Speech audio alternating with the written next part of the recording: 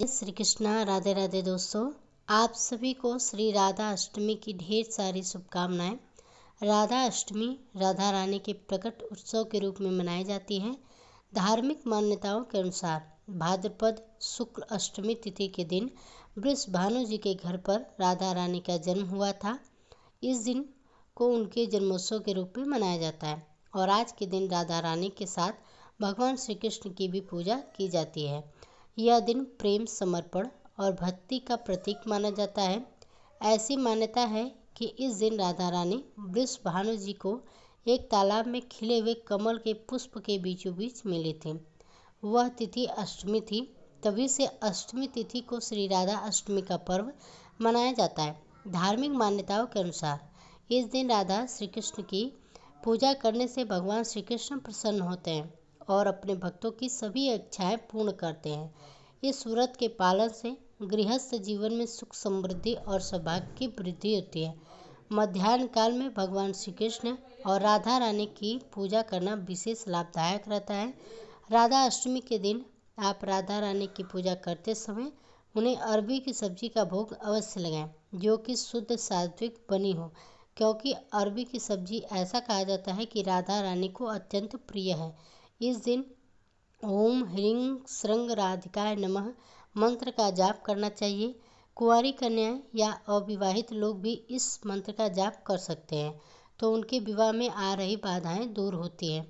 जो लोग प्रेम विवाह चाहते हैं वह आज के दिन ओम क्लीं क्लिष्टाय गोपीजन वल्लभाय स्वाहा इस मंत्र का यथासंभव जाप करें। हिंदू धर्म में लगभग सभी व्रत उपवास ऐसे हैं जो लगभग 24 घंटे या फिर सुबह से लेकर रात तक रखे जाते हैं।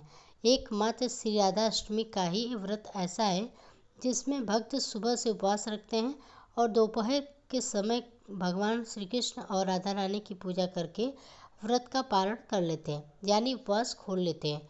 क्योंकि मान्यताओं के अनुसार ऐसा कहा जाता है कि एक बार भगवान श्री कृष्ण के पूछने पर राधा रानी ने उनसे कहा था कि भगवान श्री कृष्ण के भक्त तो उन्हें मानने के लिए सुबह से रात तक प्रतीक्षा करते हैं, रात तक उपवास रखते हैं, लेकिन मैं अपने भक्त को इतना कष्ट नहीं दे सकती।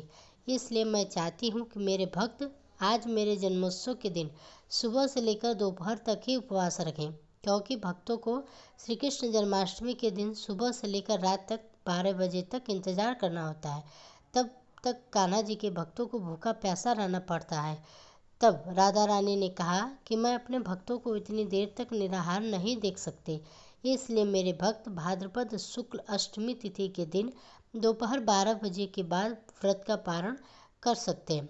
श्री राधा अष्टमी के दिन सूर्योदय से पहले उठकर स्नादि आदि से निवृत्त हो जाने के बाद सूर्य देवता को अर्घ देकर व्रत का संकल्प लिया जाता है। मंदिर में गंगा जल छिड़क कर साफ शुद्ध किया जाता है और एक चौकी पर पीले वस्त्र बिछाकर उस पर श्री राधा रानी और भगवान श्री कृष्ण की प्रतिमा या तस्वीर की स्थापना की जाती है। कलश की स्थापना करने के बाद धूप दीप जलाया जाता है। यदि धातु की प्रतिमा है तो पंचामृत से और उसके बाद शुद्ध जल से स्नान कराया जाता है। फिर भगवान श्री कृष्ण और राधा रानी के मंत्रों का जाप करके श्री राधा अष्टमी की कथा कही जाती है और सुनी जाती है, जो कि आपके इस दिन हमारे चैनल पर भी आपको मिल जाएगी, तो आप उसे सुन सकते हैं। आज के दिन श्री राधा रानी का श्रृंगार भी करना चाहिए। राधा रानी को भोग लगाने के बाद भगवान श्री कृष्ण का पूजन करें और भगवान को जो भी आप भोग अर्पित करते हैं उसमें तुलसी के पत्ते अवश्य रखें, लेकिन राधा रानी को तुलसी के पत्ते ना रखें। सबसे अंत में श्री कृष्ण चालीसा, श्री राधा चालीसा पाठ करने के बाद भगवान श्री कृष्ण और राधा रानी की आरती उतारनी चाहिए। आसपास के लोगों में प्रसाद बांटना चाहिए।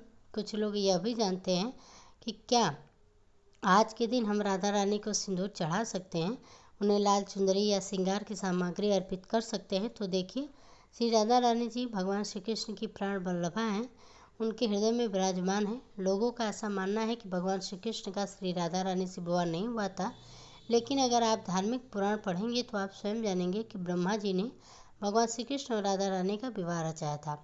इसलिए राधा रानी भगवान श्री कृष्ण की पत्नी भी हैं, अर्धांगिनी भी हैं। और आज के दिन जो भगवान भक्त राधा रानी को इस रूप में देखते हैं वह राधा रानी के सिंदूर भी चढ़ा सकते हैं। उनका श्रृंगार भी कर सकते हैं। अष्टमी तिथि प्रारंभ होगी 10 सितंबर मंगलवार की रात 11:01 से और 11 सितंबर बुधवार की रात 11:04 पर इस तिथि की समाप्ति होगी। इसलिए इस बार 11 सितंबर दिन बुधवार को श्री राधा अष्टमी का व्रत रखा जाएगा।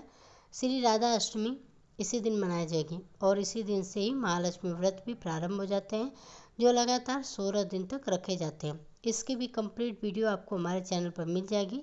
अब जानते हैं इस दिन रहने वाले मुहूर्तों के बारे में। सूर्योदय होगा सुबह 6:16 पर, वहीं सूर्यास्त शाम 6:30 पर होगा।